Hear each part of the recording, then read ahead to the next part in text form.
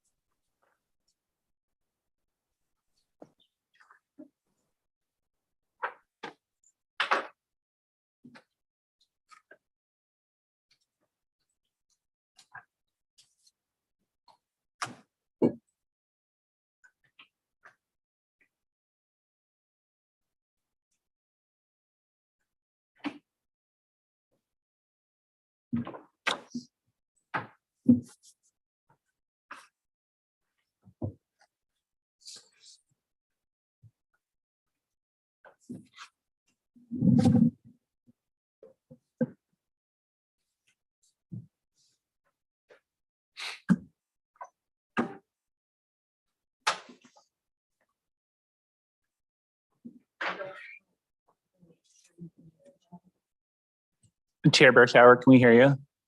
Can you hear us first? Hi, I can hear you. Yes, can hear we you. can hear you. Oh, okay, good. It works. Thank you. I apologize for not being there, but I didn't want to spread my virus or whatever I have. Thank you. So Commissioner Kula, are you okay sharing the meeting just in case we have glitches? Yeah, I'm happy to do that. Do you want me to be the primary chair? Yeah, I'm not sure what the process is, if I have to hand it over or what happens there. We've already completed the process. The board's agreed that the vice chair will be the chair, and that's all that needs to happen. Okay. Sounds good. And then Megan, are we ready to go on? Sweet. You ready? I mean, I know you're ready, but we'll call it order this meeting of the Yamhill County Board of Commissioners formal and informal session for May 12th, 2022. And we begin with a flag salute. And Justin, can you lead us? Thank you. I pledge allegiance to the flag of the United States of America and to the republic for which it stands, one nation, under God, indivisible, with liberty and justice for all. Thank you, Justin. We move on to calendar session, and commissioners, we have the draft calendar for the next week with us. Is there anything to add? Nothing to add. Thank you. Commissioner Burschauer, do you, or Vice Chair Burschauer, or Chair. Commissioner Burschauer? We'll do Commissioner Burschauer for the moment. Chair Kula, I just wanted to note the Cove Orchard Budget Committee. I think it was added, but added late. Yes, Okay, that's all. thank you. And then we'll move on to public comment, which is item D. And this time is reserved for public comment on any topic other than agenda items, a quasi-judicial land use matter, or a topic scheduled for a public hearing. Do we have any public comment, general public comment? And from the YouTube, oh, sorry, the Zoom. All right, great. With that, then we'll move on to item E, which is department updates. And today we have Human Resources Department update with Patricia Rojas. Welcome. Welcome.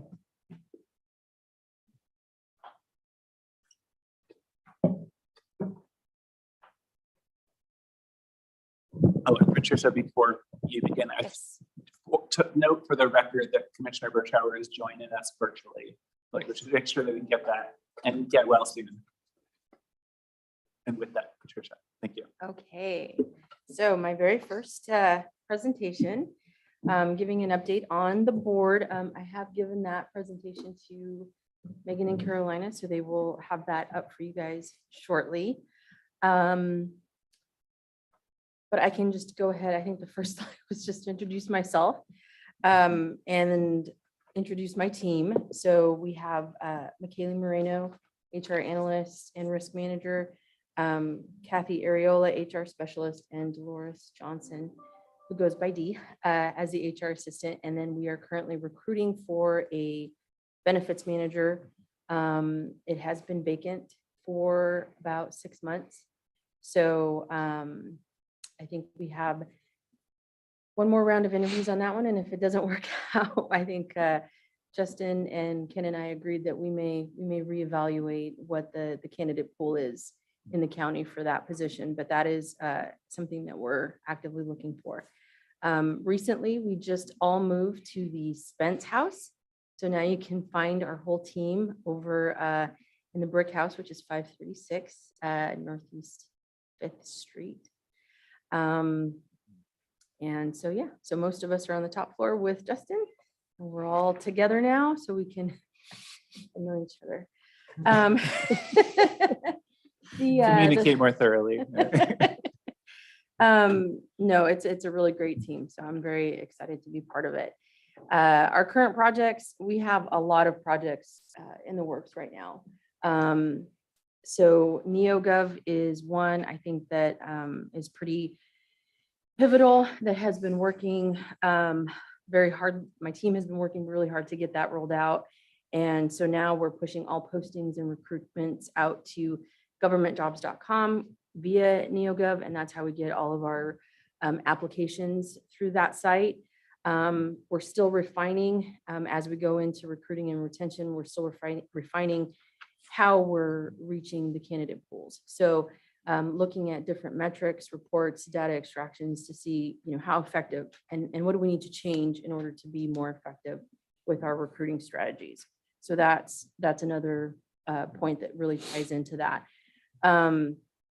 As far as the Great Resignation, just, in HR circles, we hear it's coming to a close. There was kind of that perfect storm that everybody was talking about, from, boomers retiring to the pandemic and how that affected people and how they looked at what they really need. Do they need to be a dual income? Can they be a single income? Is it time to go back to school? Is it, do I want to go flip burgers instead of, do this other job that's more stressful?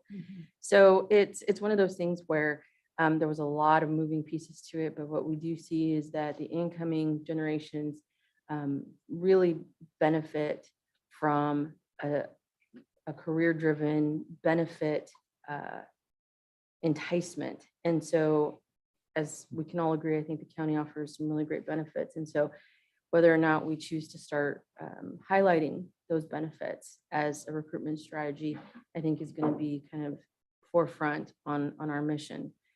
We have a lot of training that we're trying to ramp up. Again, that's going to really be dependent on our new hire that we bring in.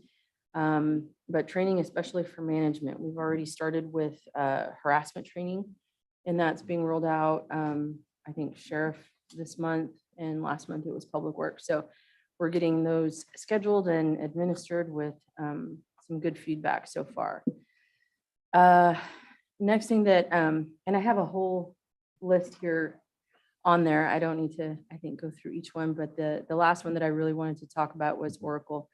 We're moving into a new software that, software upgrade, and that is taking quite a bit of time from all departments. And so once we get there, it's going to be fantastic. I love Oracle. I've used it in other career lifetimes, and so I'm really excited about the county adopting that. But in the interim, it's definitely taking up a lot of resources, not just for HR, but I know for other departments in the county. And so from there, just I think the other highlight is really, as we all start moving past COVID, focusing on wellness. That has been a huge thing for our employees, to really highlight that wellness is not just your medical health, it's your mental well-being, it's your financial well-being. We have a lot of employees who are looking at retirement in the coming years. And so are they in a good financial wellness state? And are we highlighting the benefits that we currently offer so that people can take advantage of that? So that's something that we're also is on our radar for that. Okay. I know I'm talking really fast. Any questions? Oh yeah, I was going to say, any questions? Chair Burchauer, any questions from you? No? No, not so far. Thanks. Okay, and you. then I wanted to just end on kind of a fun, positive note. Events. We have some upcoming events that I think are going to be really great. that we're working with the community on. We've normally had a benefits fair. And so this year, we're going to change it up a little bit, try a benefit and wellness fair. So bring in some local vendors from the community to really highlight what's available to help our employees with their overall wellness.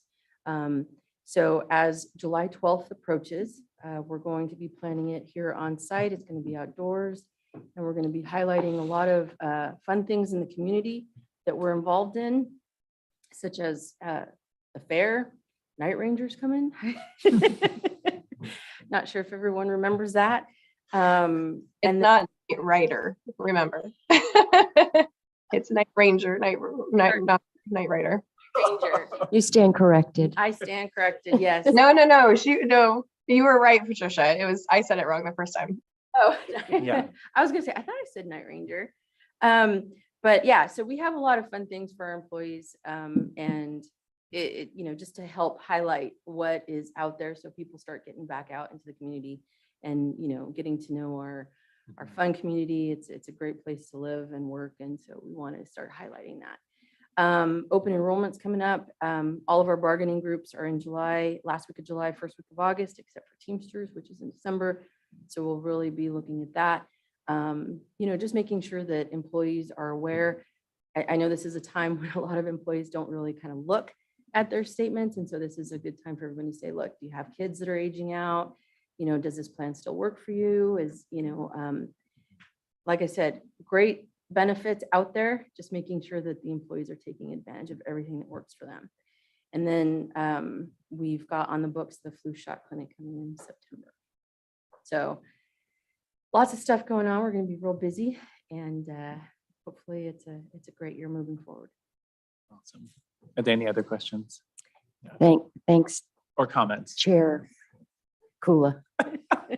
Chair, it's We'll call very you, how confusing. about Commissioner? We can Okay. just do Commissioner for today. well, thank you. And Patricia, I have to say, you walked into at a very difficult time in a very difficult situation, and there was an awful lot to get up to speed and to just, dig out from where we were. I mean, the whole COVID situation really caused, and you've just been a delight to work with. We don't see you as much as we'd like to now that you're across the street, but just talking to you, it's like you have to be part counselor, part attorney, part job recruiter, and everything else in between in a very difficult job market. So we're really, really glad that you're here, and you've done a wonderful job. I have some questions about postings in other areas so that we can let people know who maybe have never considered working for government.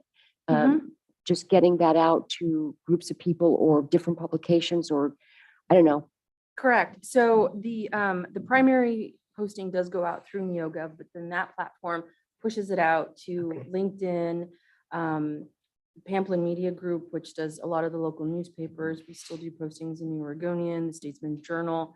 And then I want to say, we haven't verified it, but because the last time I looked, I didn't quite see it, but apparently there's also Facebook and Oregon Live. So those I haven't double checked, and it's kind of been spotty. So we're still working out a few kinks on that platform, but as far as, the monster, the LinkedIn, and I'm totally Government spacing- jobs. governmentjobs.com, but a lot of the job searches that come in electronically, they are being pushed out to that platform.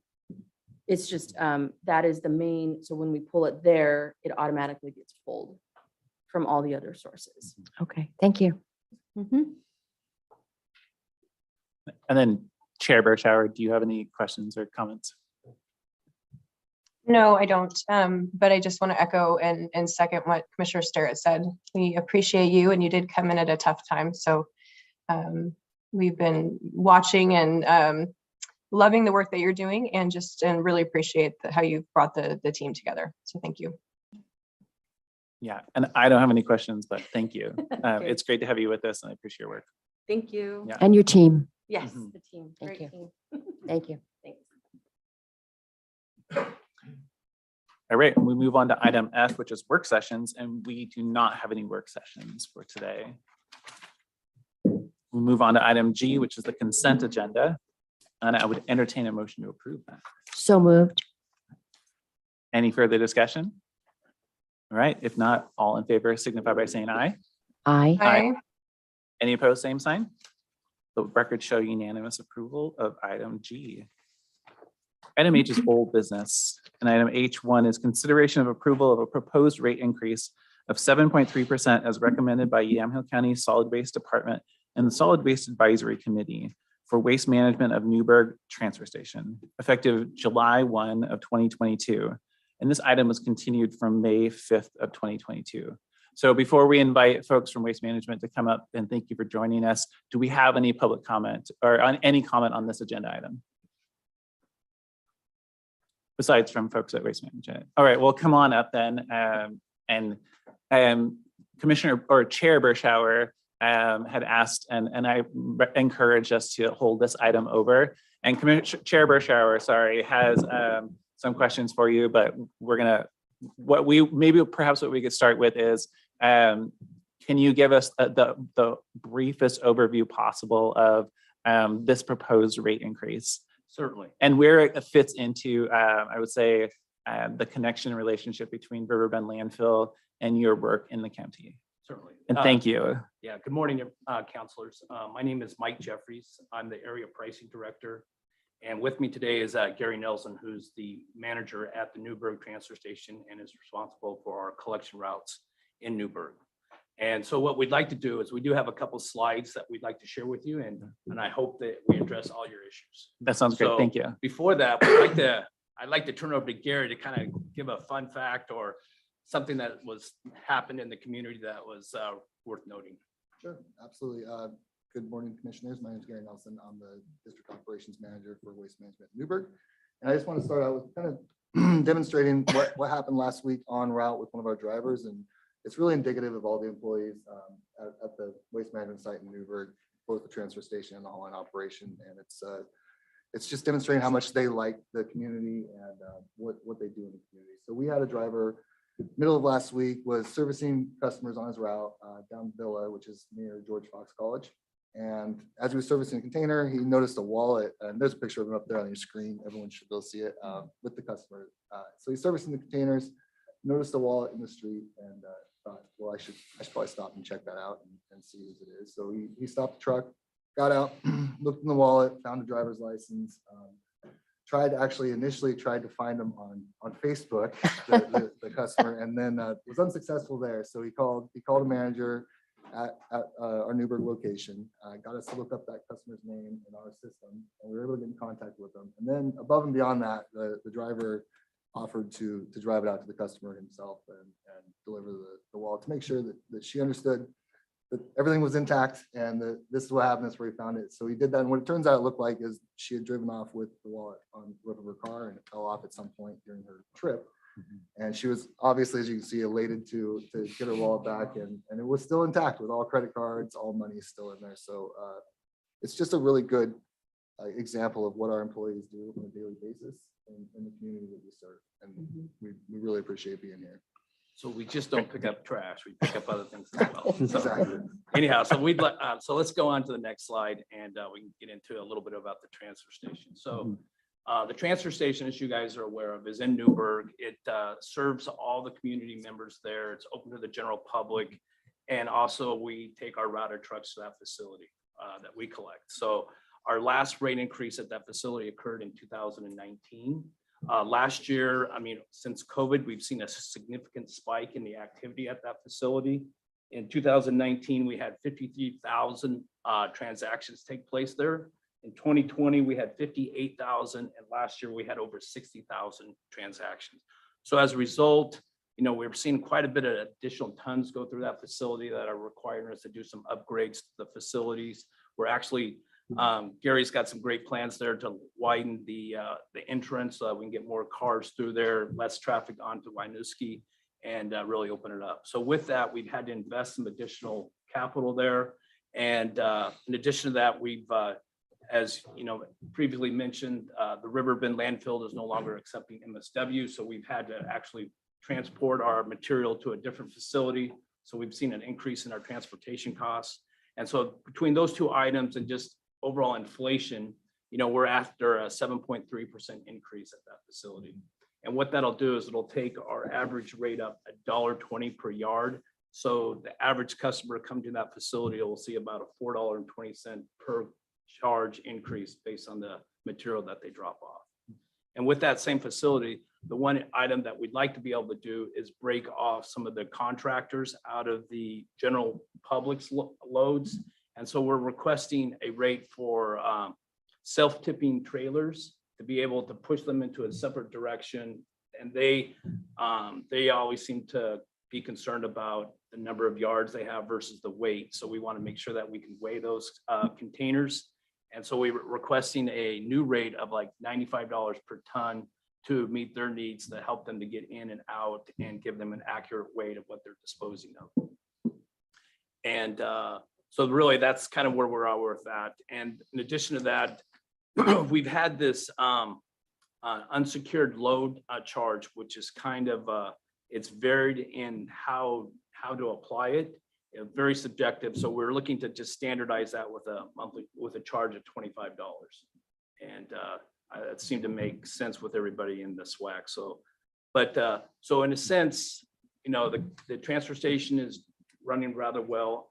Gary and his crew have done an excellent job. I believe we're accident free in the last like 5 years. Yeah, we are ocean injury free for the last 5 years. We are vehicle accident free probably for the last year. And we're so far this year, same thing, which obviously contributes to us being able to deliver service at a decreased cost. Safety is exceptionally expensive when something happens. So we pride ourselves on being as safe as possible for our business. So with that, that's with the increase in costs, that's where we're coming up with the 7.3%. And that'll get us back within the range that's established within the franchise. And with that, I guess we could stop and take any questions on the transfer station. Yeah, I'll make sure we keep them separate. So Yeah. thank you for doing that. Commissioner. Thank you, Noah, and we appreciate the clarification because sometimes it all gets lumped into, we think everything Riverbend. So Right. thank you for explaining the differences. Yeah, and I apologize for, we're not having any representatives here last week, and we definitely, I don't know how it got overlooked, but we're here to help today. So, All right. Well, Thank thank you. you. It's good to have you here too. Thank you. And good for you to explain. I really appreciate it. okay. And then Chair Bershauer. Thank you, Vice Chair, and thank you, Mike and Gary. I feel kind of bad because I'm not there in person and I was the one who had all the questions. So, but it does seem like there really is no direct correlation to Riverbend. That was kind of something we discussed last week, except for maybe additional pressure put on that facility just with the closure of Riverbend. So thank you. I appreciate the clarification. Welcome. Yeah. So moving on to the collection operations. And then I'll just pause. And I'm probably going to ask Christian, but I probably don't need to, is that these are separate agenda items. Commissioners, do you want to take action on this one and then go on to the next one? If that's all right with you, we'll just wait to hear. So we should do That's them fine. separately. Okay. Right, that way we can at least get it. So I don't forget. Do I have a motion to approve item H1? Chair, I'll let you do that. Yes, Vice Chair, I move approval of item H1. Any further discussion? All those in favor signify by saying aye. Aye. Any opposed, same sign. Let the record show unanimous approval of item H1. All right, we move on to item H2, which is consideration of approval of a proposed rate increase of 8.1% as recommended by the Solid Waste Advisory Committee for Waste Management of Newburgh hauling, effective July 1, 2022. And this is also continued from May 5th of 2022. All right, with that, now we know what we're talking about. All right, well, you. just a quick overview. We service roughly about 2,500 residential customers, 180 commercial customers, and we did about 1,400 industrial hauls. Those would be the drop box containers that get dropped off at work sites or home cleanouts, things of that nature. So pretty productive year for us. And so with that, though, we have seen an increase in our costs. Our last rate adjustment, again, was in 2019. And with increase in fuel costs, we're seeing a significant spike in that expense. And then as well as transportation, just with labor increases, with wage increases and so forth, factoring those in, and maintenance costs are up a little bit as well. And then in addition to that is the disposal costs that we're having to take this material to the transfer station, which they need to make their rate of return and pass that on to us. So what we're asking for is an 8.1% increase here, which will get us back into the range. You know, the one thing that I'd like to point out is over the last few years, we have done a really good job in investing in technology and switching up our collection method. We used to have manual side loaders where the drivers would have to get out, get the container, throw it in, put it back at the curb. Now we have automated trucks where we're grabbing the carts, dumping them, which is actually a lot more efficient for our routes. We're actually able to drive by more homes per hour. Our drivers are safer because they're not getting out of the truck, less injuries, so forth. So Gary and his team have done a great job in keeping the injuries down. And again, I think you're pretty accident-free there as well, right? We are, yeah, that's correct. It's been 5 years since the last injury. So with that, I feel like our investment in technologies allowed us to minimize the increases that we've asked over the last few years. And with this 8.1%, we'll get us back in the range, and hopefully we'll see inflation come down, pricing come down, fuel costs come down, and we won't be before you again in a couple of years for another rate adjustment. All right, well, thank you for laying that out again too. And then commissioners, do you have any comments or questions? No, I appreciate that. And again, it gets all conflated where everybody just thinks, you know, one size fits all, or one entity is involved in all of the solid waste issues. So thank you for the explanation. And then Chair. Thank you, Vice Chair. Just for reference, when is the last time there was a rate increase for this? July of 2019. 19. Okay, thank you. All right, any further comments or questions, commissioners? All right, well then, do we have a motion to approve? So moved. All right, thank you, Chair. Any further discussion? All those in favor signify by saying aye. Aye. Aye. Aye. Any opposed, same sign. Record showing unanimous approval of item H2, and thank you very much. It was good. Thanks It was very good to much. see both of you, but it was also good to see. Yeah, it was really Uh, nice to for meet more everyone in details. person. Thank you guys very much. It's Yeah. the last 2 years been tough on everyone, so it's Yeah. nice to meet everyone, all commissioners in person. Yeah, Yeah. thanks Thank for you for your time. Thank you. getting the garbage picked up. Thank you. Hey, it's important, right? It's Yeah. one of those like basic things, water, toilets. All right, we move on to item I, or to agenda item I, which is other business. And item I1 is consideration of approval of the lease agreement between Yamhill County and Yamhill Community Action Partnership, retroactive to January 1 of 2022. And Commissioner, do you want to go into more details about this, or? Oh, mean, yes, I that's- do. Okay, good. Oh, yes, I do. I figured she would. So, you know, Good to see this. for years, people in this community have recognized the importance of a place for kids to go who might not have, you know, a friendly, safe place to go. I know youth outreach in Newburgh has been just an amazing life changer for so many kids, at-risk kids, kids who are sort of at loose ends. Mhm. And it's been a phenomenal program. And we've always talked about the importance of having a location in Mac for our kids here. And we've looked at coffee shops, we've looked at churches, we've looked at buying various buildings, and of course, nothing ever came together. So here comes a county building, HHS building, and there is now a lease agreement between YCAP for a youth drop-in center at a county-owned facility under the auspices and the watchful eye of HHS. While it's not optimal, because we know that kids might look at this as, you know, a county building, or, you know, the government, the man, we think it's going to be a welcome place for kids. So I'm really excited to see this, and the fact that it's going forward. It's taken a really long time, but I appreciate everybody's working on this. So I would like to move approval. We have a motion to approve. Any further discussion? And I'll, Chair, if you wanted to add anything more. No, I think Mary said it very well. So thank you. Okay, well, I'll say thank you for continuing to push and move it forward, Commissioner. All those in favor signify by saying aye. Aye. Aye. Any opposed, same sign?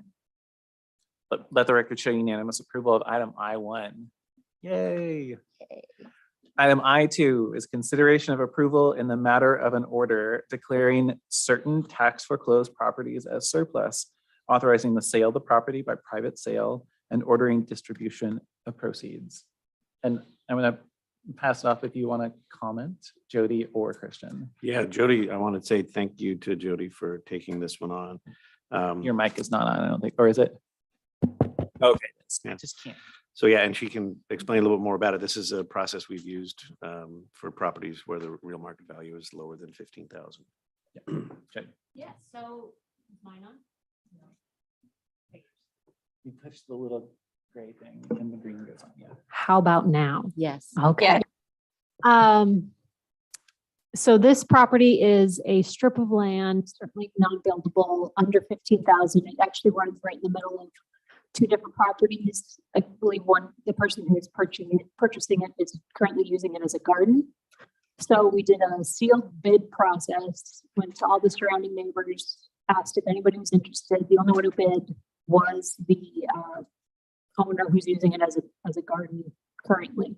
And I believe her bid was $1,650. That sounds right? Okay. And so under statute, we're allowed to directly sell it to her without going to auction. So that's what this guy is. Are there any questions? Any questions? Thank you for the work on these. Can be really time consuming, as Christian knows. So thank you for doing this and getting it to somebody who can use it, is using it. Yes. Chair, did you have any questions or comments? Nope, I don't. Thank you, Jody. Well, my comment is that clearly this person has good judgment because they're using it as a garden. I think she might be building a garage there. eventually. Okay. Don't quote me though. Okay, that's good. Well, thank you for your work on it.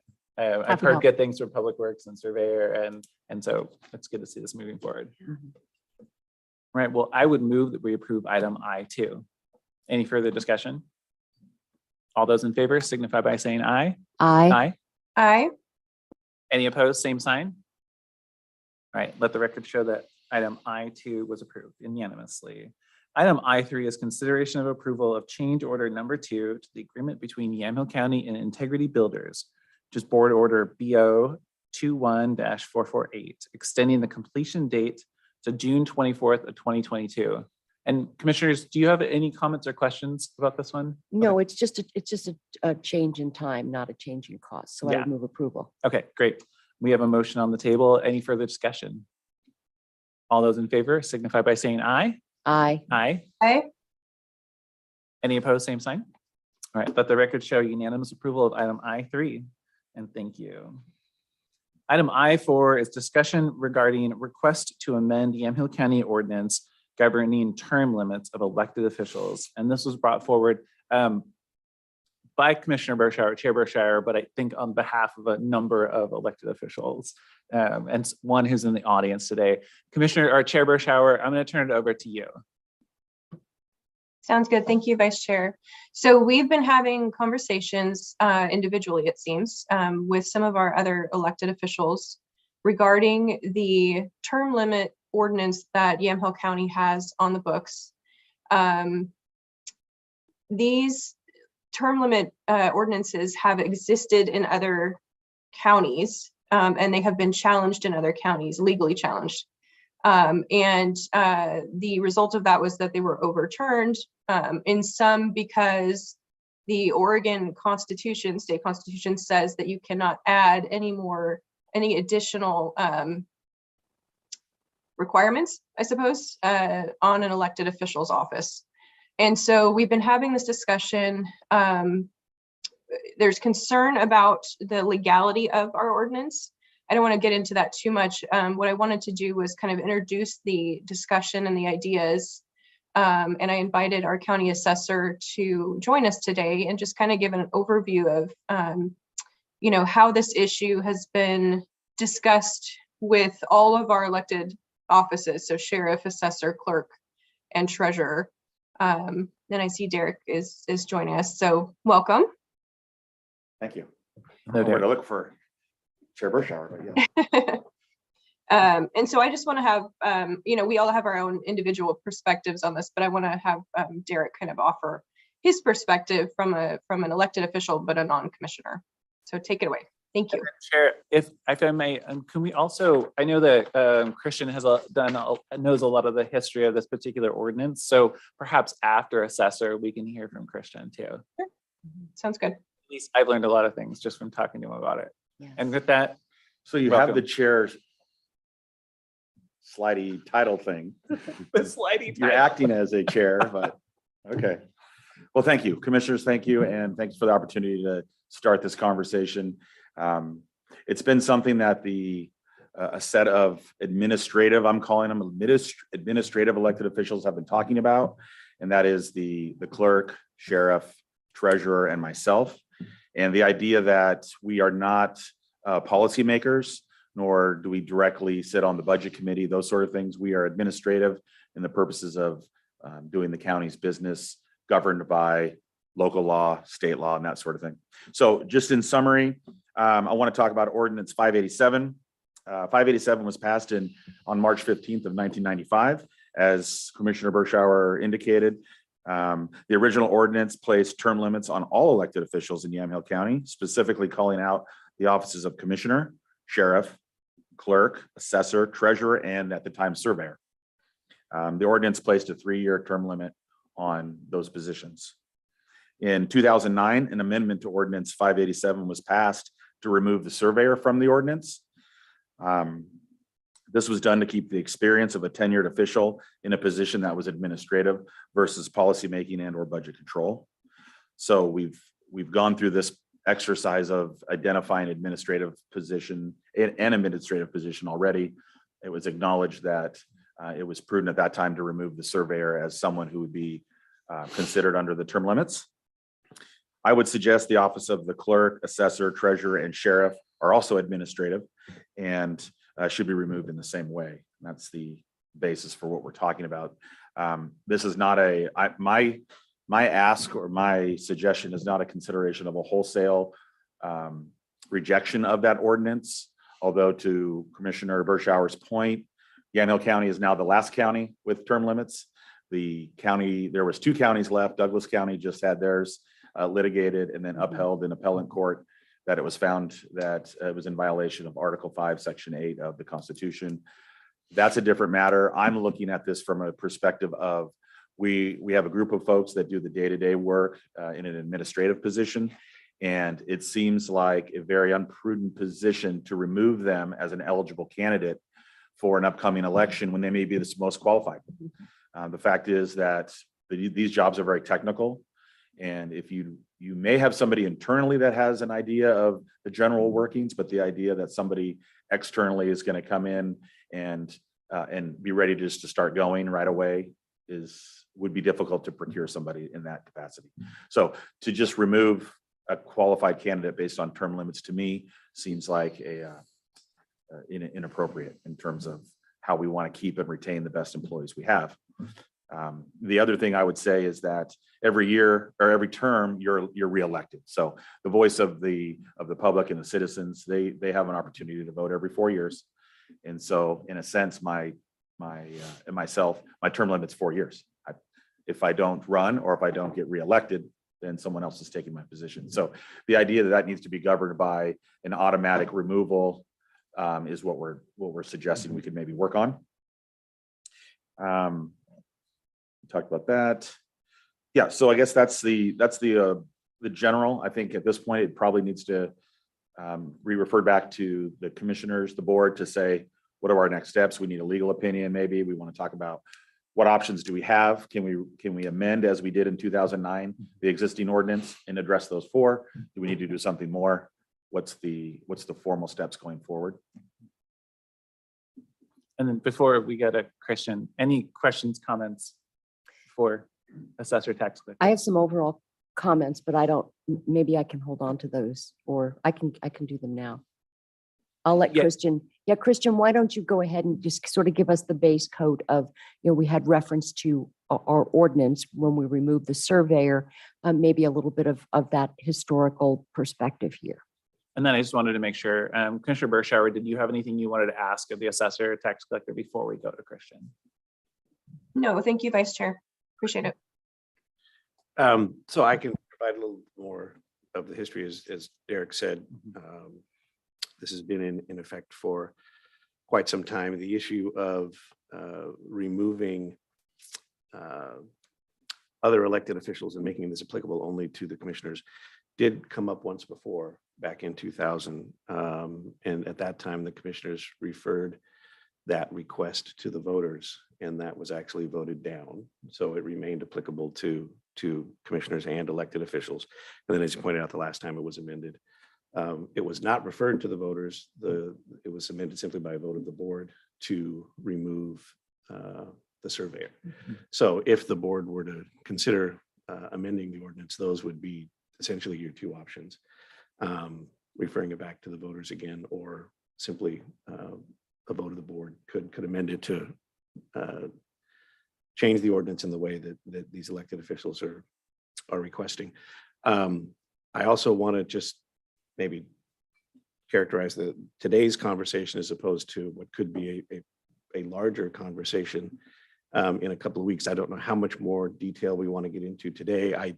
Commissioner Bershauer, or Chair Bershauer, stop me if I'm wrong, but I think one of the thoughts about having the assessor come today was to sort of allow the board to have a discussion about whether or not you're interested in talking more about this, hearing potentially from some of the other elected officials, and possibly hearing from the public on what their thoughts are about a proposed amendment like this.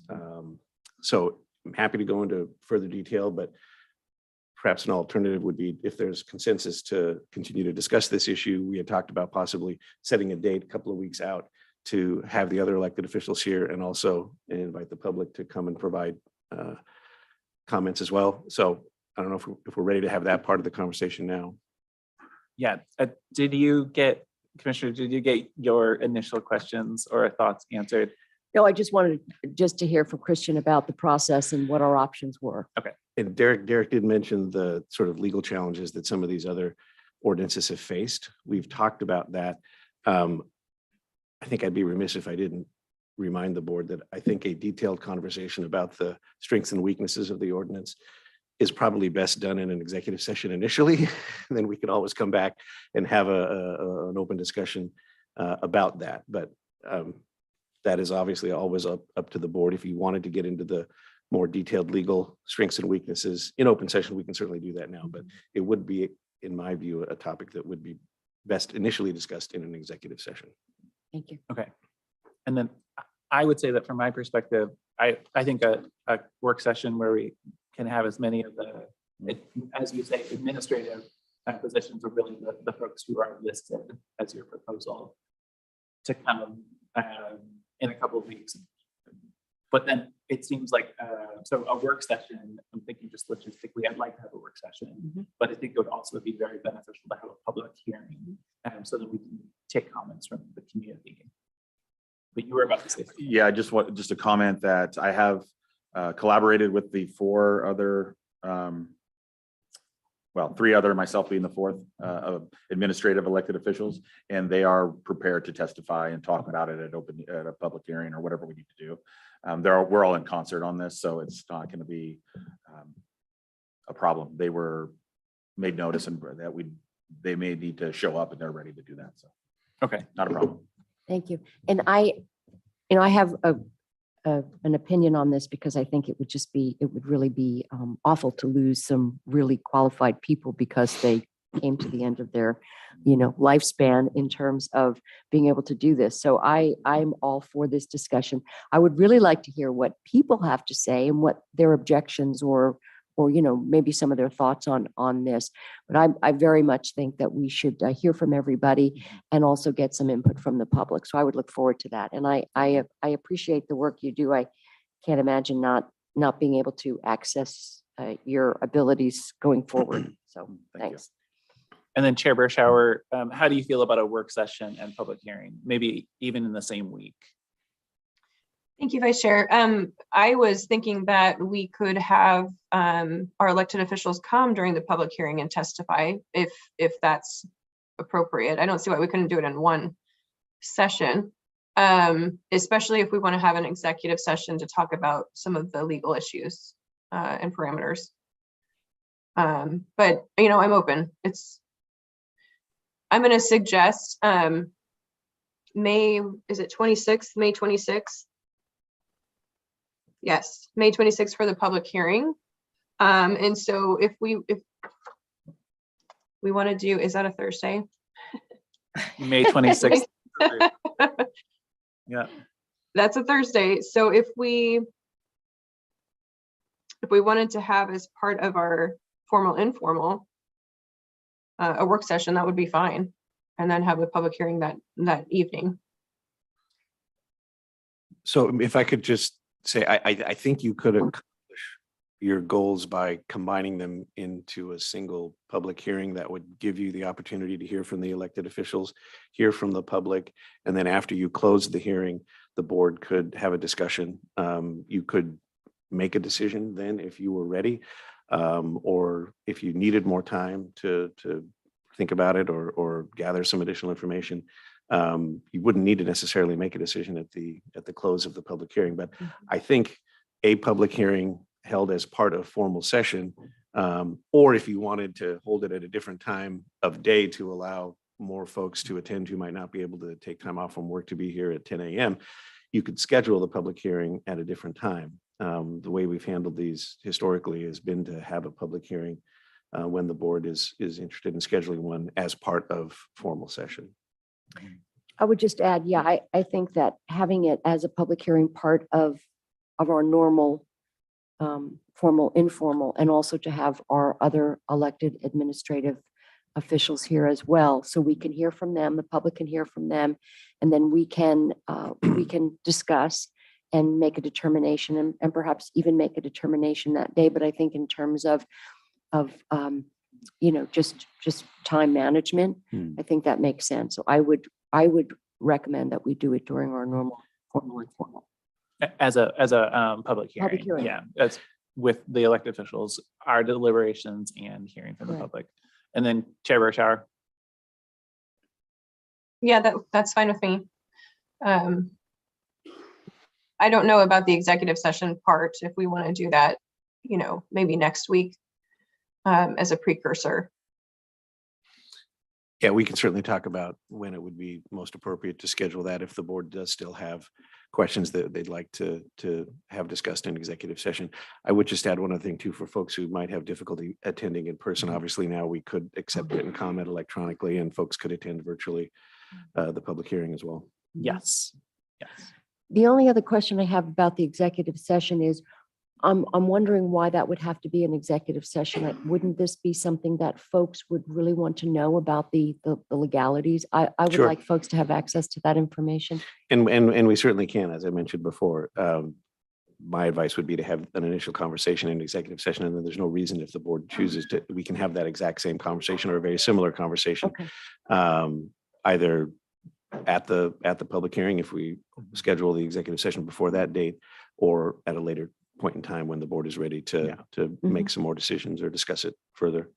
And I would imagine that, based upon what I'm hearing from you and from Christian, that there are philosophical and constitutional issues, and then there might just be the logistics of liability and Sure. the legal, Yeah. if it was to be challenged. Correct. Well, I think a May 26th would be good, and it sounds like we're for a public hearing that's part of our informal formal session. Mhm. Would be great, and a reminder to the public that email, phone calls, public comments, and attending virtually are all options, as well as being here in public. Absolutely. Thank you, Derek. Well, great, thank you. Thank No you, Chair, questions. for initiating the conversation, but really Yes. thanks, Assessor, for initiating. it. Sure. Thank you. Thanks, Derek. Appreciate it. Thank you. Our next order of business is a public hearing, but do we need to take any time beforehand? Is No, everybody No, we're good. Thank you Okay. for asking. great? It's Chair's job, as it were. All right, we're going to move on to item J, which is our public hearing. And today we have J1, which is pause for a moment. Land use planners, do you want to join us at the dais? Okay. I think it would, since this is a legislative hearing, and I think it would be good to have the city of Dayton go first, and then we can cover anything. We have the Dayton planner here, so. Okay. Finding him up first would be appropriate. Okay, mostly I just meant typically you sit here on the right. And I was asking our planning director, who is in the audience, just for those who are on the call up there. So we have docket number PA-02-21, which is consideration of approval of an urban growth boundary or UGB land swap amendment as identified in Exhibit A to this notice.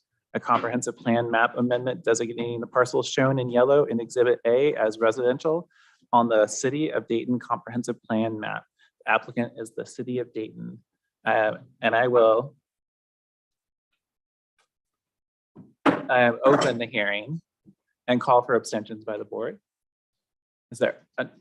Are there any abstentions? No. So, Okay, Vice Chair, since this is a legislative and not Oh, yeah. quasi judicial, we don't actually need to follow that agenda. that's right. And so we would simply take testimony from, as Ken suggested, the city to start with. And then if there was anyone Perfect. else here who wanted to speak either in support or opposition, they could do that, but it would simply be much like the public hearing that we will likely have That's on the, right.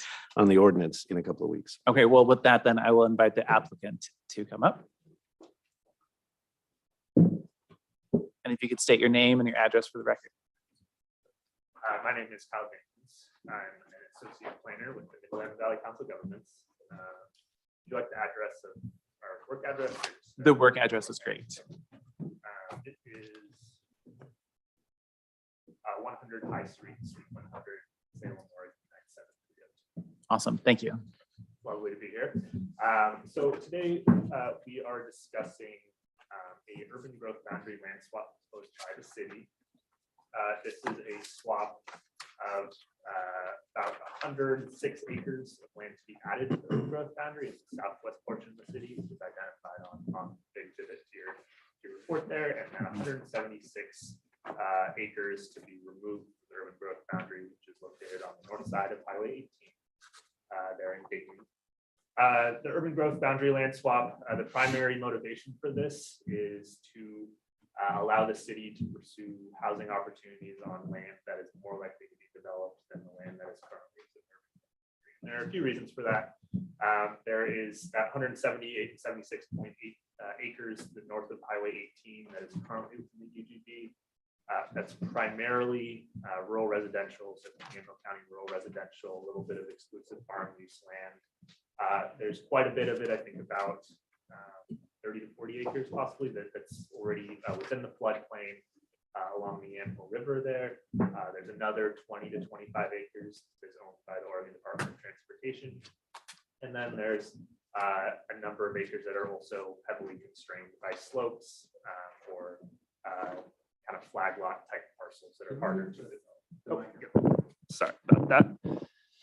So again, there are a couple main reasons why the city is interested in this. The last housing needs analysis that the city moved forward with in 2009 identified that there was enough land within the existing urban growth boundary to accommodate the city's land needs for housing.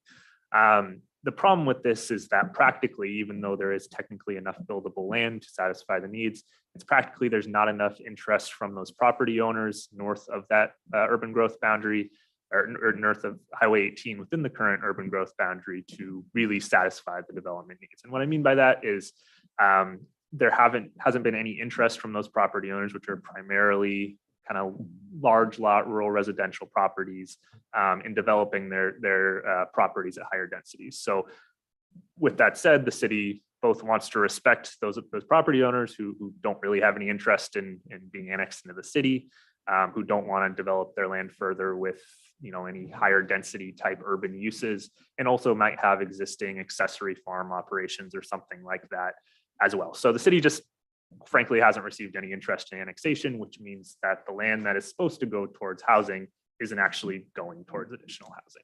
So that's from the city's perspective, that's the main reason. The second accessory reason for that is because a lot of the land north of Highway 18 that I just referenced that's proposed to be removed is so heavily parcelized, which means it's in smaller parcels, smaller tax lots. There's not really an ability to develop those any much further with more than another 1 or 2 units per parcel. It's very difficult for the city to fund infrastructure extensions, so water, sewer out to those parcels, because in land use the primary way or one of the primary ways of funding those improvements is through, developments and SDCs from those property owners and developers upon development. Since those property owners don't have an interest in developing and those parcels aren't very useful from a development perspective, there's not really a very large potential to ever see those existing city services developed or extended across the highway into that area, both because it's not financially viable and because property owners don't really have interest in that, at least from what we've heard. So those are the two main reasons. And I'm not going to go through the whole 30-page report you guys have. I'm just going to kind of summarize the reasons and then some of the feedback that we've gotten.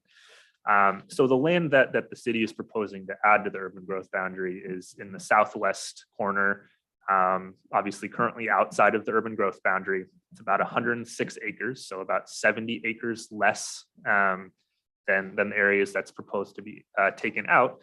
The reason why it's 70 acres less is because they're larger lots, they're less developed, and they have more development capacity, even though the geographical area is less, if that makes sense. So I'm happy to answer any clarifications on that. But the long and the short of it is there's less total area of land to be added, but because it's more vacant, there's a greater potential for that land to be developed with the needed housing. There's also less natural constraints. There's existing road access through Ferry Streets and Ash Road on the north and south portion of that area. And there's also existing adjacency to the current city limits, rather than having separation from the highway there, which is how it's currently separated. So it makes a little more sense from just a connectivity perspective, rather than having land separated by a highway and feeling a little disconnected from the city. This land would represent a more efficient use of residential development or efficient pattern of residential development, while also keeping those uses north of the highway more rural, like they seem to want to be. On the other hand, we've received some comment from property owners within the area that the city is proposing to add to the urban growth boundary, that have expressed interest in further development, which further kind of solidifies the idea, the logic that the city would see those housing needs better addressed in the area that's being proposed to be added. So that's really the main impact. I also want to point out a few other items here. We've had a project advisory committee that's been going for about a year, that included representatives from Yamhill County, citizens, Dayton staff members, ODOT, and I didn't already mention the Yamhill County Planning and some other members on that committee as well that worked through the process, which is dictated by state law. It's very comprehensive, data driven. We had a public open house back in October where we allowed people that would be involved in this swap either to be removed or to be added to come express their opinion. Majority positive opinion. We had a joint planning commission hearing between the Yamhill County Planning Commission and the Dayton Planning Commission on January 13th, where they recommended approval to the City Council and the Board of Commissioners. And then on the 18th of April, the Dayton City Council approved the Dayton portion of this amendment, which then requires additional the final approval to come from the county. So the last thing that I'll add is at the January 13th meeting, we received some public comment from a local farm owner who lives adjacent to the area that's looking to be added. And he expressed some concerns about how potential urban uses would conflict with his farm, specifically that urban uses would complain about his farm, about the dust and the other, potential windborne particles that might impact residential uses. So in response to those concerns, we worked closely with him and Friends of Yamhill County to address those concerns by recommending approval of a legislative amendment to the City of Dayton Comprehensive Plan that would require a code amendment for a buffer between exclusive farm use properties and City of Dayton residential properties prior to annexation of those properties. So the goal there is to give both the farmer peace of mind here. He's not going to have as many complaints, and also to protect future residents from potentially suffering some of those adverse impacts. And this is a pretty common thing that we see in areas or rural borders on urban. It's just a method for, making sure that those two conflicting uses are separated. So that before any of these properties are annexed, if you all approve this amendment, the city will have to go through the legislative process to add a buffer requirement into their development code. So that's pretty much the long and the short of it. It's kind of a high level view. So I'm happy to take any more specific questions if you would like. Thank you. All right. Thank you very much, Kyle. Thank you. I have a question. Yes. Thank you very much. Appreciate that, Mr. Jenkins. And I get, have you been the one who's basically put this evaluation together? Because it's very comprehensive. Yes. So I have. anyway, nice work. What I wanted to ask a little bit about was regarding the next steps in terms of the buffer that the city would do. As you know, we're very sensitive to making sure that we don't have that sort of divisive thing anywhere else, so that we're addressing a neighboring farm impact issue. Yeah, so like I said, the idea is that there would be the city, after, if this was approved, before any properties could be annexed, so any of the properties in the urban growth boundary area to be added could be annexed into the city and thereby developed with housing. The city must pass a legislative amendment to its development code, which would involve public hearings and input from the public on what that buffer would consist of, its width, materials, so whether there'd be a wall, trees, fence, how wide that buffer would be. And that amendment would have to be in the development code, so that code provision would have to be finalized and approved by the city council before any properties were approved for annexation into the city. So what this will do is it'll give both the public, so neighboring property owners and all property owners, the ability to contribute to that discussion of what that buffer will look like, while also giving the city time and city staff time to kind of move through the process and evaluate different potential methods. And this was something that we discussed in length with Friends of Yamhill County and Mr. Sweeney, who's a farmer. And we kind of came to this conclusion that it would make more sense to make sure it was in the comprehensive plan and then go through the code amendment process once the actual swap was approved. Okay. If that answers your question. Yeah, it does. Yeah, the Thank you. timing of that. Yeah, Thank you. that sounds great. And then Chair Bershauer, do you have any comments or questions with that? Thank you, Vice Chair. So I'm looking at the minutes from April 18th, and I noticed that Councilor McGuire stated that the proposed buffer is not defined in the policy. It was intentionally left open so council could set those requirements at a later date. And that's what you're describing, correct?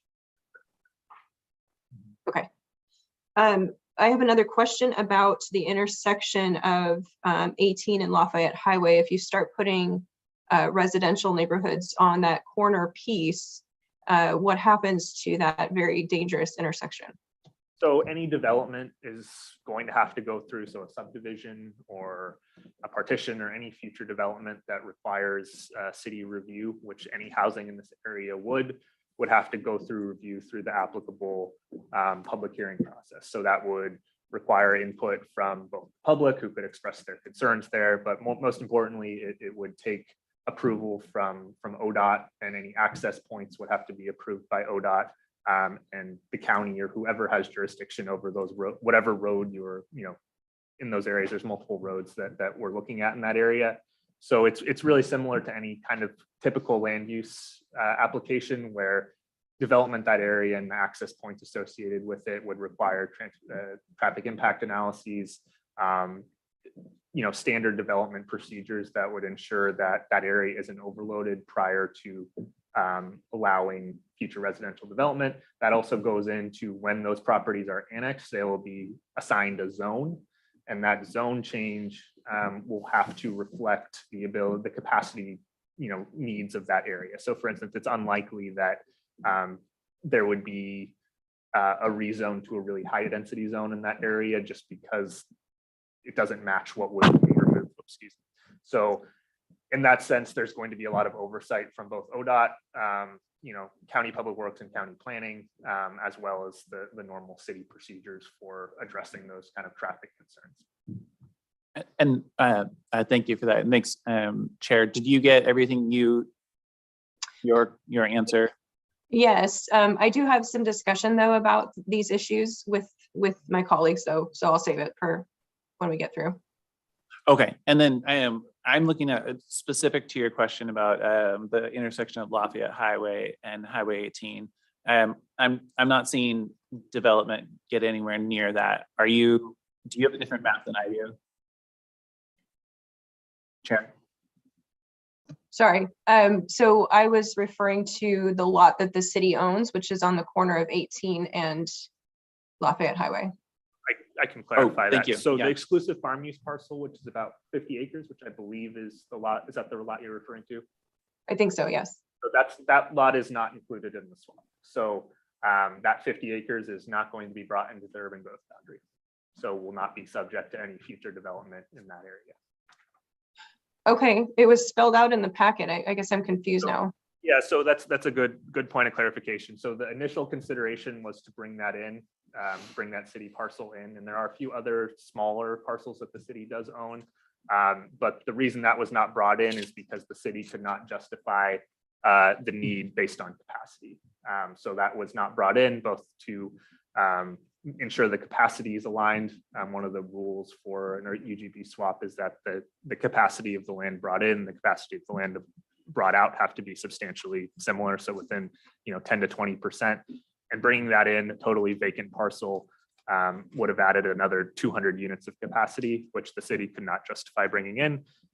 In addition, it's also zoned exclusive farm use, so it's prime farmland, so it's on a tier that the state wouldn't really allow unless we could really justify it, which we could not.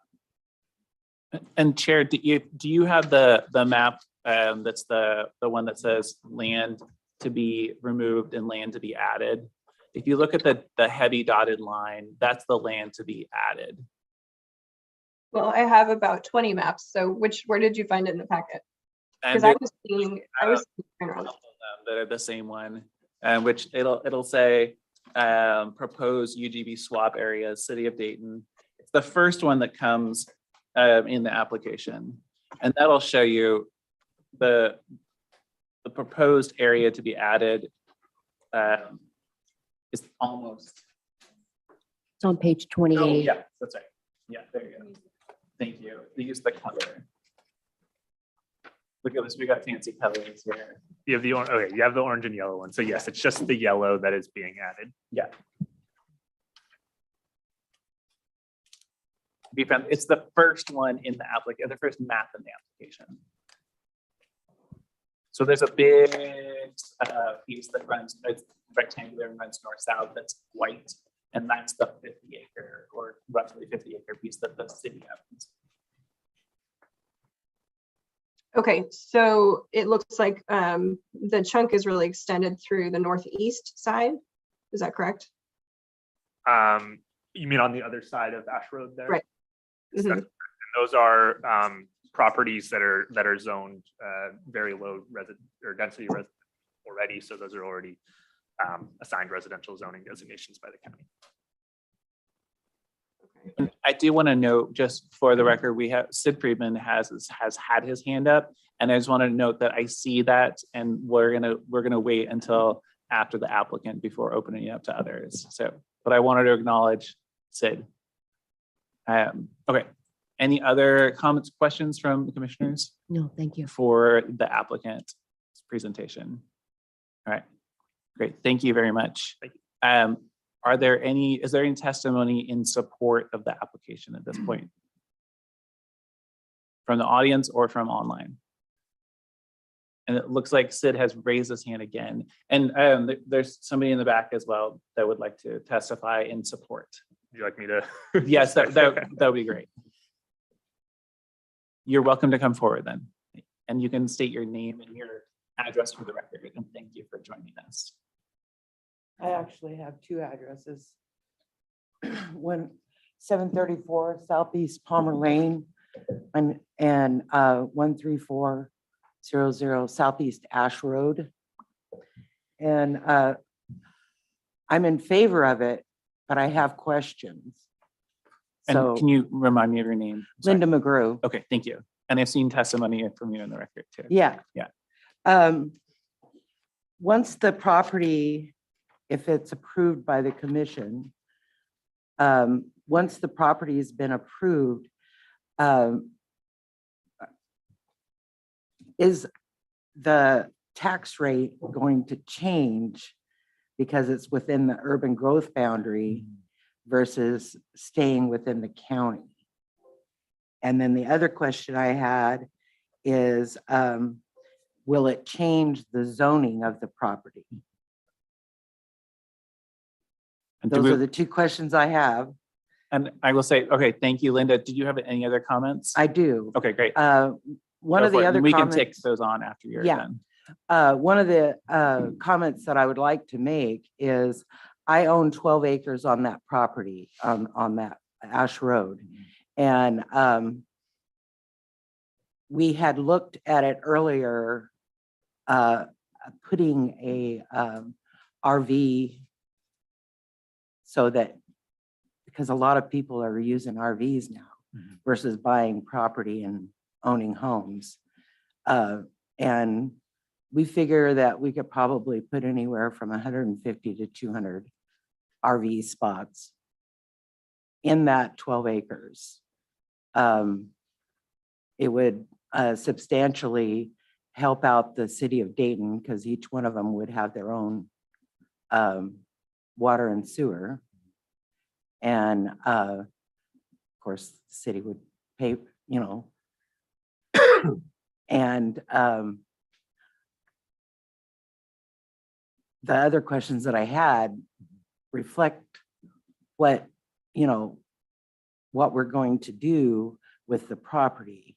And I have talked to my neighbor, and he's looking at that also of, you know, either developing it or connecting the two properties and making it to where they can go all the way through. I noticed that, I can't think of his name, with the city of Dayton, but he also mentioned that it wouldn't impact Highway 18. And whether Yamhill County or this ODOT would be, because Ash Road goes all the way to Highway 18 and it crosses over or you turn, and it would definitely increase the impact to that area. You know, and who would be responsible? Would it be the homeowners or the property owners in that area to have to extend it out to Lafayette Highway? You know, those are questions that I have of whether or not, you know, it would even be feasible to develop that land. All right, well, with that, thank you. Commissioners, you. do you have any comments? But I'm gonna invite our planning team and also the city to answer questions that I am unable to answer for you. Okay. Yes, those questions I think are better answered by the experts, smart people in the room. Yeah, okay. Do city staff or planners want to take on any of these questions, or because let's say these parcels will be in the county jurisdiction until they're annexed, correct? Yes, that's correct. It would remain in the county jurisdiction unless it was annexed, and then the zoning would change and things, development might be able to take place depending on this. That's right. Okay, I was looking for it, I couldn't find it. Anyway, yes, the zoning would remain the same while it's in the urban growth boundary.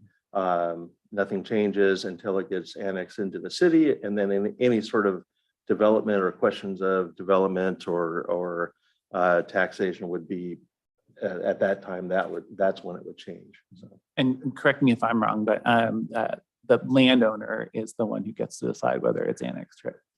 The landowner is the one that would apply to the city. The city does have the ability to annex, but I've not known any city in the last 30 years in Yamhill County that is initiated an annexation. They always wait for the property owner. Yeah, okay, thank you. And then city staff, are there any of the things that we didn't get an answer on that you want to add to? I would add on the RV park question. Planning Director Friday and I've talked a lot about RV parks and their proximity to urban growth boundaries, but I don't know about once it's inside of an urban growth boundary, but still in the county, whether you can have an RV park on it or campground. Well, they can make an application to rezone property right now, or if it's in the urban growth boundary, but when it's in the urban growth boundary, then we heavily consider what the city's future plan is. And, we would be consulting and working with them on any sort of development. Okay, great, thank you. I just wanted to add, I don't know, Ms. McGrew, if you feel like that answered your question, because we basically kicked it over to the city. So I'm wondering if there are any more questions you have, or maybe we can have more. Kyle, do you want to just? Yeah, yeah, please Great, do. thank you.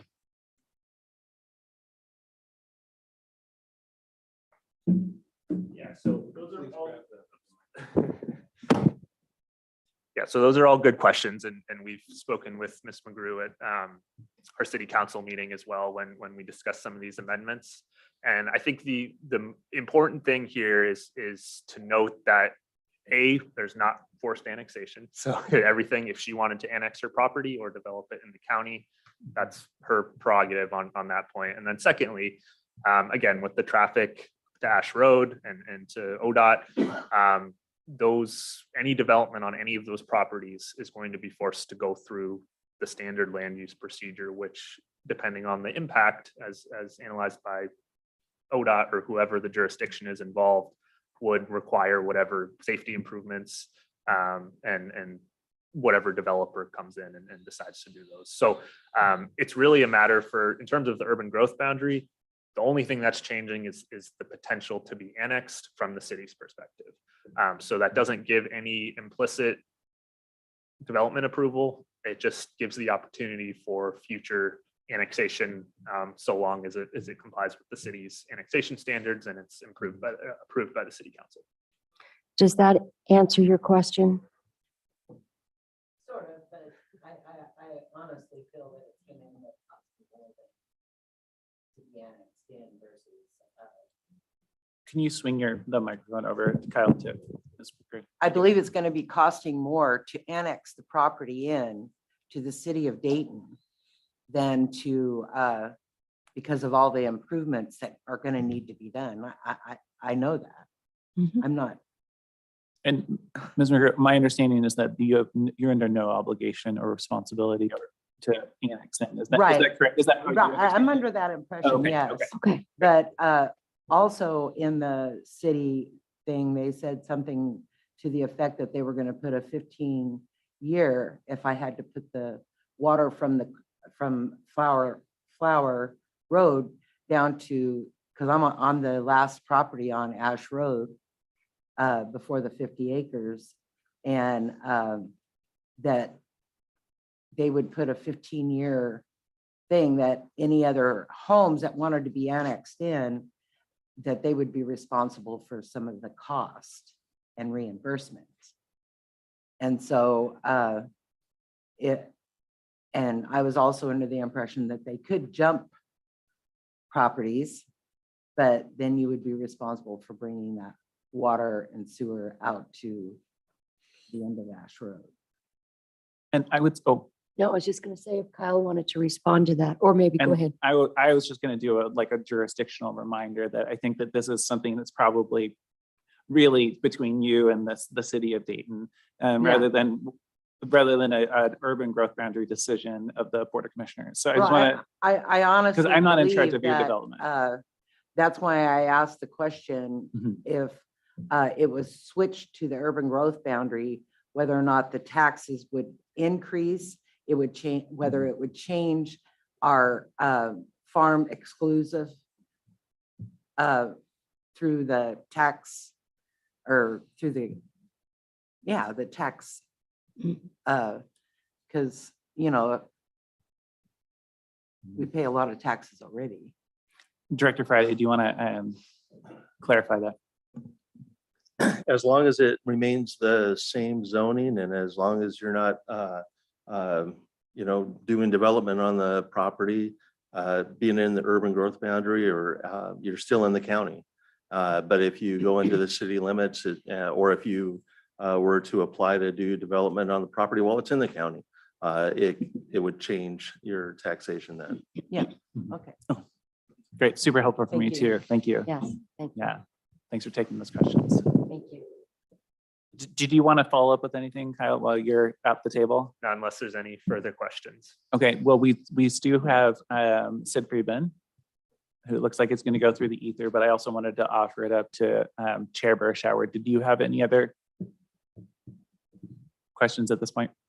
No, thank you, Vice Chair. I'm looking forward to hearing from Sid. So thank you. And then Sid, one moment. Is there anybody else who wants to testify in support of the application who's in the physical room? Okay, great. Sid, it's over to you. And please state your name and address for the record. Sure. For the record, Sid Friedman for Friends of Yamhill County, Post Office Box 1083 McMinnville. I wasn't sure when to raise my hand in the proceedings, if it was like filling out a comment card. So apologies for jumping the gun. I just wanted to voice our support for the UGB amendment. It does make a lot of sense to us for the reasons that Kyle gave. And I also want to express our appreciation to the city for working with the adjacent farmer and with Friends of Yamhill County to craft plan policies that will help to mitigate any conflicts between agricultural uses and the planned urban uses. And that's all I have to say. Thank you. Thank you. And Sid, I would say that in really looking at the maps, it's great that I guess it is Amity Dayton Highway at that point. I think of as Ferry Street is its own buffer between this proposed land to be added and the fields, as far as I understand, of Sam Sweeney. So Yeah. Commissioners, do you have any other questions or comments for Sid? Chair Burschauer does. Oh, yes, thank you. Vice Chair, Sid, I was just wondering if you could give us some insight into the conversation that happened around potential buffers, things that the Sweeneys would find appropriate. Sure. We suggested specific ordinance language that called for consideration of berms that would reduce dust and noise. We also talked about access points to the road that could traffic can cause a big conflict with farm equipment. So that was an issue too, where the traffic from a future subdivision or future residential development might access Ferry Street. And we also discussed how wide a buffer might be appropriate in those locations, given the depth of the lots that would still allow for would allow for an adequate buffer without reducing the development capacity of the area that was brought into the urban growth boundary. And the conversation was at times fairly specific, but I think we all agreed that the appropriate time to incorporate that language would be at the time of annexation or between the UGB amendment and the time of annexation, because the plan policies apply broadly to any land around Dayton that's brought into an urban growth boundary that's adjacent to agricultural land, whereas each area that's annexed will have different circumstances based on whether it's planned for residential use, commercial use, other factors like road width, the nature of the agriculture, et cetera. Does that answer your question? Yes, thank you. Appreciate it. Sure. Great, that was super helpful. Thank you for asking that. All right, last call. Any other testimony in support of the application? All right. Well, thank you, Kyle. I think you're let off the probably, at least for a moment. Thank you. Nothing's ever certain. But, all right, we're going to move on to testimony in opposition. Is there any testimony in opposition to this application?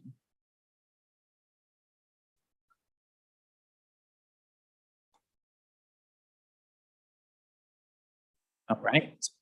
Well, that would be closed testimony then at this point. And since we're in a legislative, we have a staff recommendation. Thank you, Commissioner Kula. Staff has reviewed the proposed UGB amendment against the county's comprehensive plan goals and policies and agrees with the recommendations of approval by the county and city planning commissions and the Dayton City Council as well. Staff finds that the proposal is consistent with the county comprehensive plan. Based on the evidence in the record, staff believes the request would be an efficient transition from rural to urban use. Staff recommends approval of the Dayton UGB amendment. Okay, great. Well, with that, I'll close the hearing then, because I believe that's our order of operation. And we have deliberation then. Commissioners. Well, thank you. I want to thank Lance and Director Friday and Kyle. You did a great job, and everybody who worked on this, Mayor Wojtowski, everybody who worked on this from the city level and also at the county level. And it's nice to see that there have been discussions early on to help allay some of the fears that neighboring farm properties have had. So I'm happy to see that. And it looks like, you know, everything's pretty cut and dry looking at this, not only the staff recommendation, but ODOT weighing in and some of the remarks that we saw in this. So I'm thinking that it's a pretty pro forma. So I would be in favor of it. Yeah. But it's also still good to get the details. Yes, it is. Yeah. Okay. Well, thank you, Commissioner and Chair. Thank you, Vice Chair. Well, I'm very relieved to find out that the 50 acres or so of the EFU land on the corner there was not included. That was a concern of mine just based on traffic impact and so on and so forth. I think, you know, on a broader scale, we're having this discussion about the bypass and the impact of the bypass to these areas. And the hesitation towards developing, you know, expanding Dayton out perhaps, or, you know, the 3 Mile Lane project, right? And it seems to be a conflict with the goals of the bypass in terms of keeping people moving through on 18 and not slowing traffic down and not creating more problems. It's kind of weird because I was like, well, it must just be our lights. Apparently it wasn't just our lights. Well, let's Here pause. we go. We're Oh, back. Little power that was surge. maybe? magic. Did I glitch Chair, out? we can't hear you yet, but we can see you. Do you want to try it now? Can you hear me? We can't hear you quite yet. We'll give it 10 seconds and then try again, maybe.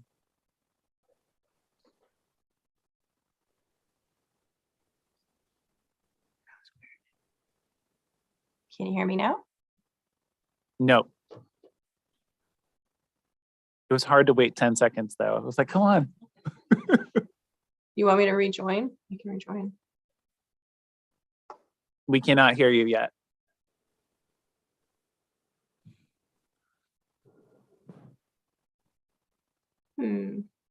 Oh, we Nope, can hear you we now. can hear you. Oh, there I am. Where did I fall off the planet?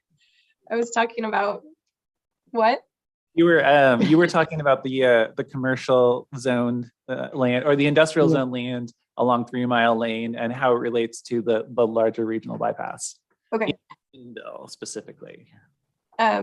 Yes. So I just think that as we have these conversations about potentially expanding residential space and the 3 Mile Lane project, we also need to keep in mind our goals for the bypass and the things that we have committed to financially and the things that past boards of commissioners have expressed in terms of the long-term goal for that. You know, if this would have included the 50 acres, I would have been very concerned about that in terms of the impact of the bypass in addition to the 3 Mile Lane issue. But, you know, I still have concerns about that sort of northeast end. The traffic through there is pretty bad. It's pretty dangerous. So I'm not sure what the long-term plans would be in terms of how the city would handle that. But overall, it feels like a responsible swap for the goals of affordable housing. I just am, you know, on a larger scale, I'm concerned about how the bypass sort of fits in with all of these city goals. So thank you.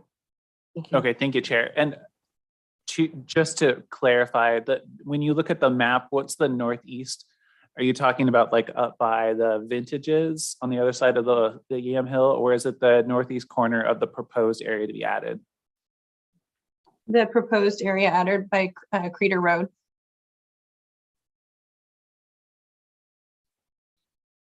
Like Creeder Road and the Yam Hill? Yeah, I'm assuming that triangle is an addition. Maybe it's not, but it's outside of the city limits. The far northeastern triangle, so up towards McDougal Corner, that's in the dotted lines is not yet in the city limits, but it's in the existing urban growth boundary, which I didn't know until I looked at the map. I feel like I should have known more before I got this application. Okay, thank you. It's kind of, the maps are confusing a little bit, so I'm trying to get my bearings here, but I mean, it looks like most of the additions are being pushed southeast, which I think is good. I think that's because I think, you know, the concern that we have over the bypass is really expanding the development along 18. So yeah, so we're seeing the proposal is to do southwest towards really it's a parallel. It's where 18 and Amity-Dayton Highway parallel each other as it approaches that four-way intersection of Amity-Dayton Highway and Lafayette Highway, and then the intersection of Lafayette Highway and Highway 18. One thing I think that's important for me, at least, to remember, Chair, is that the existing and hopefully amended, the existing urban growth boundaries includes land that in theory would have added the same amount of traffic to Highway 18 and Lafayette Highway and Ash Road. And it's just that it's being shifted so that it actually happens. But all of the plans were for there to be this many more cars on the road, kind of regardless. So that's important for me, at least, to remember when I'm looking at it, so we're not adding cars, at least based upon planning purposes. yeah, I hear you. I think it does matter where the residences are, though, so that's why I was concerned about that. But yeah, anyway, just, you know, it's a broader discussion. I think we need to have a little bit more direction, I think, in terms of the bypass and what the next steps are and what we expect of cities in terms of trying to handle that. And that really hasn't happened yet. So yeah, you're right. I think, Chair, that there's things like does Ash Road stay open where it leaves? Those are all, you know, onto 18. Those are all discussions that ODOT and the city and developers will have in concert with the city residents and surrounding county residents, for sure. Right. Thank you. Yeah, thank you, Chair. Well, is there further discussion? All right, well, I would move, well, we'll have further discussion in a moment. I would move that we approve docket number PA-02-21. Is there further discussion? No. Redundancy, you know, redundancy. All right, well, then all in favor signify by saying aye. Aye. Aye. Hi. Any opposed, same sign? All right, let the record show unanimous approval of item J1. All right, thank you, city. Thank you. Yeah, Thank and you, thank city. you, residents of the city and residents of the county who are out there. Thank you. Thank you. Thank you, Sid. And thank you, Renata. And thank you, planning director. And Lance. Sorry. Thanks, guys. There's a lot of people who worked on this, so yeah.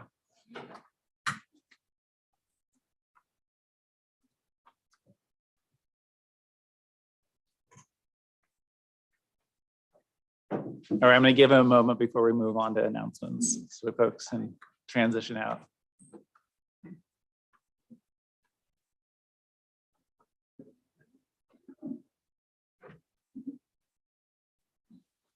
Thank you, Ms. McGraw.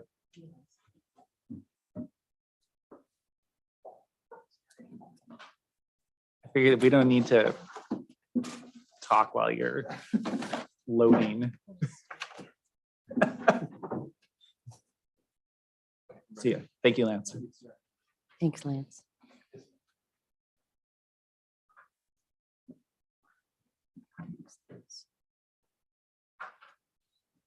All right, well, we move on to announcements, which is item K. Commissioners, do we have any announcements? I have a couple. I just want to say, Sheriff's Office is looking for support for a canine. So if you want to get involved with that, and I'm sure the sheriff would appreciate any donations sent his way so we can get a canine dog. The other thing I want to talk about is there is a very exciting private organization that's working on some housing, generational housing that includes young people and co-located services for young people and also for our elders. So there'll be more discussion moving forward on that. And also there is some behavioral health housing dollars that will be coming to the county. And that's pretty much something that our Health and Human Services Director is talking about, a regional cooperation type of partnership. So there are lots of different options going forward, and I'm very excited to see that people in the community are getting involved aside from the government portion of that. And I think that's it. And it's also Law Enforcement Support Week coming up. So we want to acknowledge our law enforcement officers in the police officers in our county and our sheriff's deputies. Awesome. Thank you. Chair. Thank you, Vice Chair. A couple things. I drove by the old Rite Aid building in Newburgh last weekend, and it looks like DCI has been moving forward in earnest with all of their renovations. So they are, they're well on their way to moving in there. So that's great to see. And then the Sheridan cleanup was last Saturday, and that was great. We had the Sheridan Rotary out there with the scouts, and there were over, I think, 150 Sheridan High School and Delphi students that came to help pick up the garbage around the city. So that was really cool to see all of those high schoolers out there. And they have a program where they get, $5 or $10 off of their prom ticket if they come out and help. So wonderful to see that happen. And I think there's going to be a Willamina cleanup here pretty soon too. So stay tuned for that. And I forget the date for the Dayton one, but the Dayton one is coming up in the next few weeks as well. Sounds good. Yeah. And my only announcement is that the final of the wildfire prevention workshops was last weekend at Winterberg Park, too many ERs, in Carlton, and it was the weather has been less than lovely for standing outside for hours on end, both for presenters and for the public, but it was their best attendance yet. And they'll have a formal report of all what they did to return back to us, since we were the funder through the Forest Service dollars. Excellent. Yeah. Thank you. Yeah. All right. Thank you very much. Well, with that, I'm going to close the Yamhill County Board of Commissioners formal informal session, and then we are going to go into executive session as previously noticed. So are there any other announcements before we close? No, if we could just take like a 5 to 10 minute break and let the folks who are going to be logging in virtually get connected. That would be great. And then we should be ready to go. Perfect. Okay. And Chair Burschauer, you know everything you need to do on your end? Yeah, I think it's a different link, right? Okay. I'm getting the nods. Yeah. So yes.